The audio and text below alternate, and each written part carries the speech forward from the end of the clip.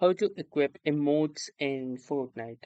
So hey guys, welcome to the beginners tutorials for Fortnite, and in this tutorial I'll show you the exact steps on how you can equip any emote in Fortnite. So in order to equip any Fortnite emote, you will need to first click onto this locker option. So click onto this locker option, and within the locker option you can see these tabs right here.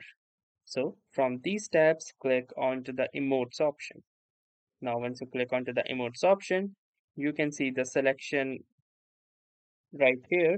And from here, you can choose that particular selection number on which you want to equip any emote. So let's say I'm going to choose it for the number one. So let me click onto this plus icon, and from here, I will choose my emote. So let's say I have selected this emote, and then I can simply click onto this back option, and now you can see that this emote has been assigned to the number one option. So once done this, you can simply click onto this save layout or go back, and your setting has been successfully saved.